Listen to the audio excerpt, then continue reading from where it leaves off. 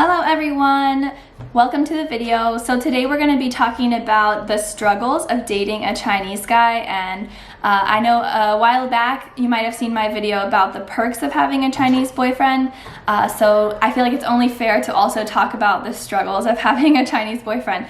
But before we get into the video, I want to give you a little bit of background about myself. So my name is Whitley. I am 28 years old and I'm currently living in Shenzhen, China. I've been living here in Shenzhen for over 5 years now. And I've also been dating my boyfriend, Ming Wang, for almost 4 years. It'll be 4 years in November. So we've been in a long-term relationship together. So I think now I have a pretty good idea of all of the positives and negatives of having a Chinese boyfriend.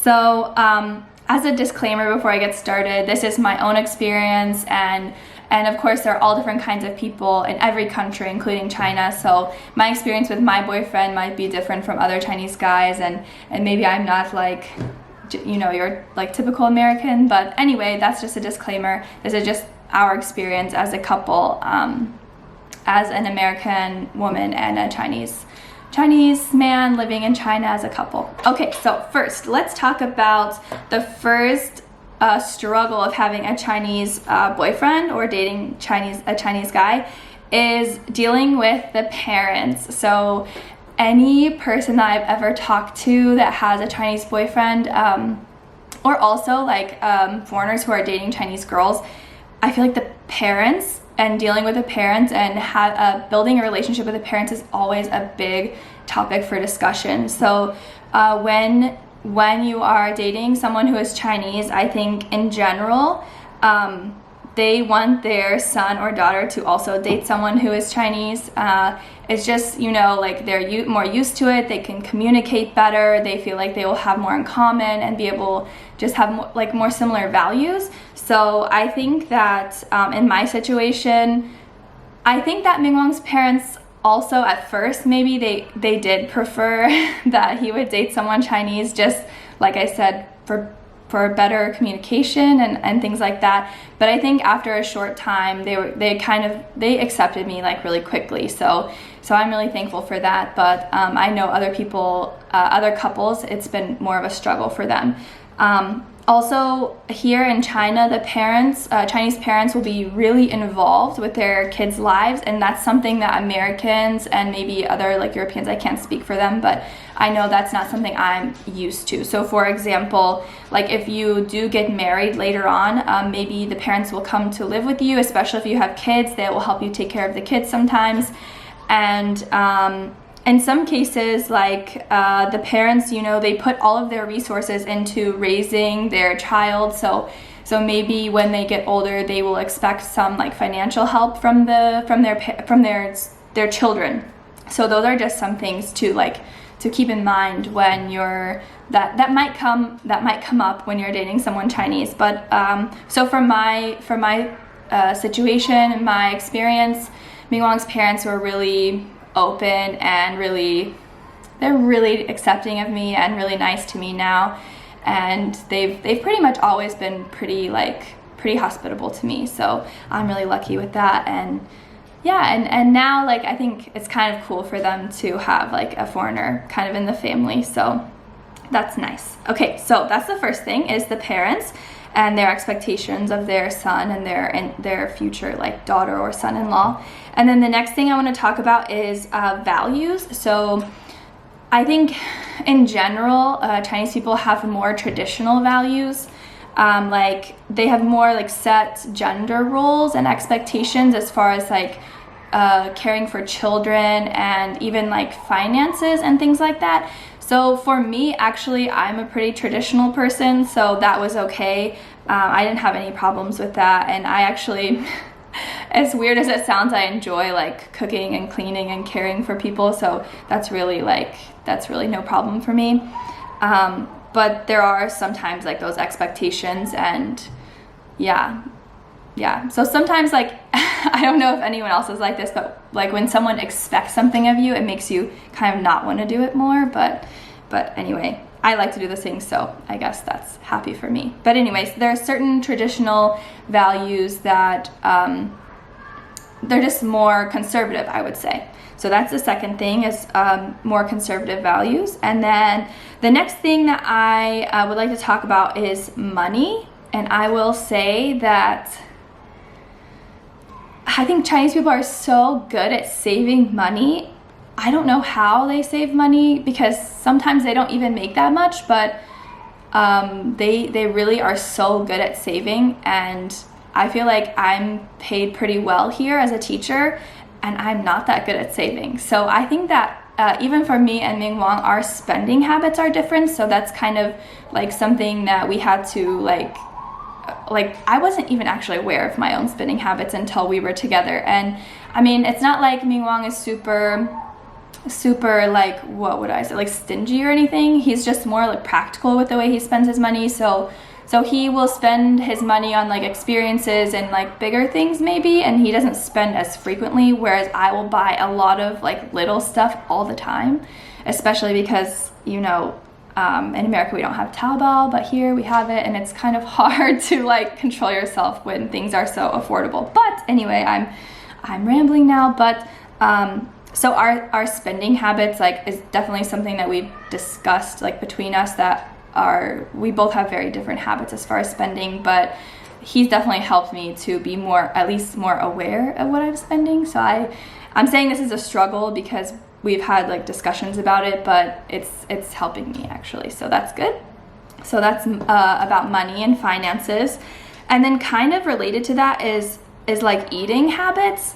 So when I first came to China, I would say my eating habits were like not really good, and they were definitely not the same as his. So, and I again didn't become aware like how much I think a lot of Americans, they're like they do a lot of snacking, and I was like the snacking queen before, but it's not necessarily like the healthiest kind of lifestyle. So I definitely became more aware of like my eating habits, and I would say overall my diet is much healthier, like, and I've noticed that in a lot of ways, like it's helped me. So that's another thing that like that we have discussed. Also with eating, it's like we eat some different foods, you know, so just there's a lot of things that I'm not used to eating, or I've never tried or anything, or maybe some of it I wouldn't try, or I'll try once, you know. But so sometimes like if he really wants to eat something and then I don't want to eat that,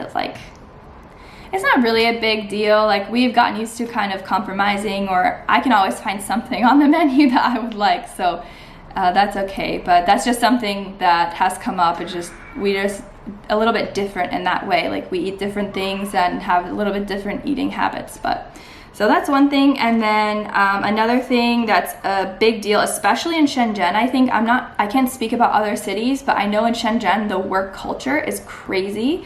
Like everyone here, most people in Shenzhen, they're not actually from here. They came from other places, like either in Guangdong or other provinces, and they came here to work. So most of the time that is people's priority. So, and that is kind of the same for Ming Wang. He's from Zhejiang, so, but he came here to work and like start his own business and everything. So he's really, really focused on that. And I think that is most people who are living here, most Chinese people, that is their number one priority. And I would say that isn't my number one priority, like, because I guess I have like a really stable like job, so it's just kind of a different situation for me. But I've never really put like my work and my career as like my number one priority.